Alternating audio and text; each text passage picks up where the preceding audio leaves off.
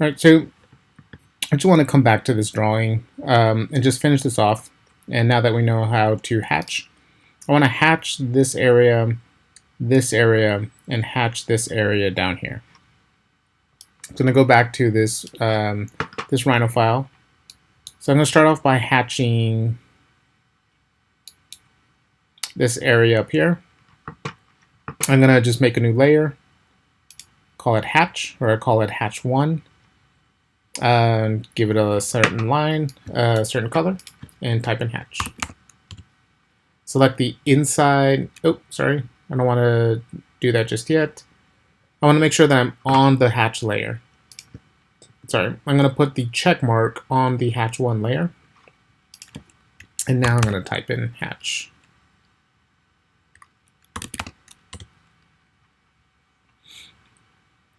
Select the inside rectangle, hit enter. And I'm going to hatch it with hatch 1. And it's hatching, but it's a pretty dense hatch. It's set at a pattern scale of 1. Now let's try 9. And 9, it made a difference, but it's still pretty dense. So let's try 100. There you go, that's a little bit better. And send it to 200. There you go. So I'll leave it at pattern rotation 90, pattern scale 200. And before I hit OK, I just want to talk about the placement of the hatch. So if I click on Set Base and click on this endpoint, what it does is it starts the hatch pattern on this endpoint and it spaces it out. So now I have some random leftover space on here. And if I do the same thing on this side, set it at this endpoint, it starts it at this endpoint and it moves it over, and I have some random leftover space on this the other side. So what I'm going to do is I'm going to hit Set Base, and I'm going to do it right at the midpoint. So what I should have is an equal space on this side and an equal space on this side, because I started my hatch pattern at the center. And I'm going to hit OK. So now I'm going to come over here and set this one. So I'll do hatch. And on this one, I'm going to have to select the individual lines.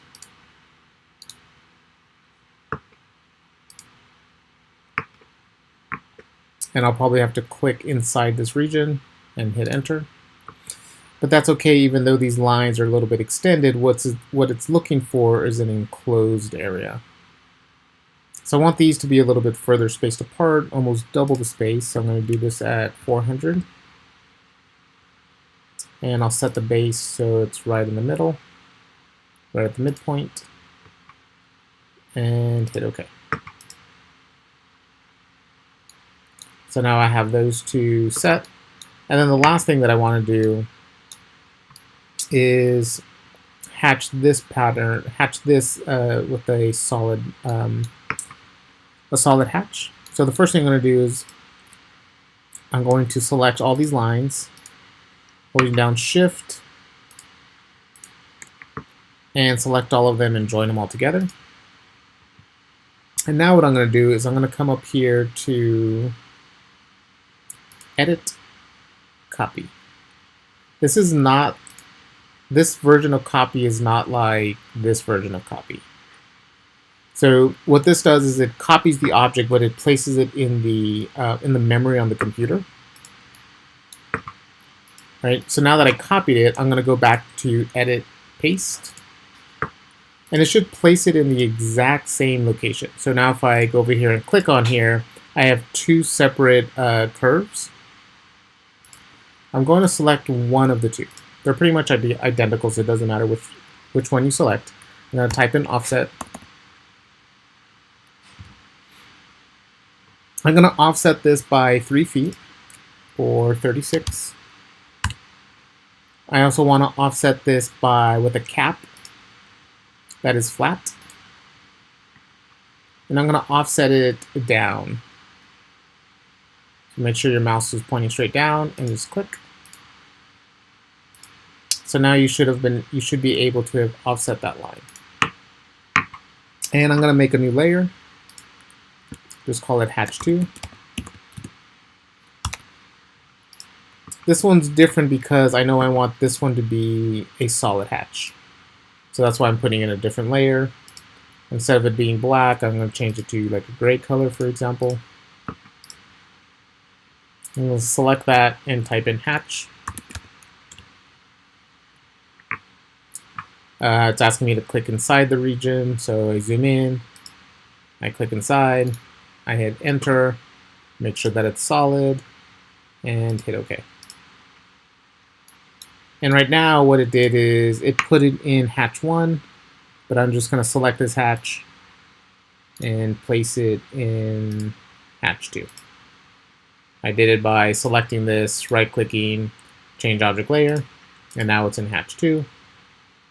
And I don't need that offset line anymore. So I can select the curve, the offset curve, it was just a temporary curve, and delete it.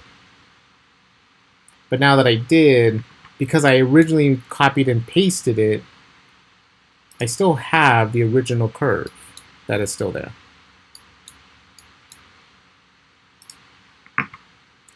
I just copied and pasted it so I can offset it just so I can make this hatch all the way across. So one very quick thing I want to talk about when you hatch something. I'm going to draw a line that goes straight across the hatch. When you hatch something, sometimes lines show up above the hatch, and sometimes they show up below the hatch. Ideally, what you want is you want the hatch to be at the bottom of all your lines. So I'm going to come over here to drafting. And there's this icon over here that has the draw order. So just to show you what might happen, I'm going to take this line that I just drew, and I'm going to click send to back. So now that this line is now sent behind everything, so now that it's below my hatch. Right, but ideally what I want is I want my hatch to be below everything. So I'm going to select go back to this object, or this icon, go to send to back. This time select the hatch, and it sends the hatch all the way to the back. So now all my lines are showing up in the front. And ideally that's what you want, just so that all the line work shows up and the solid hatches are now in the back.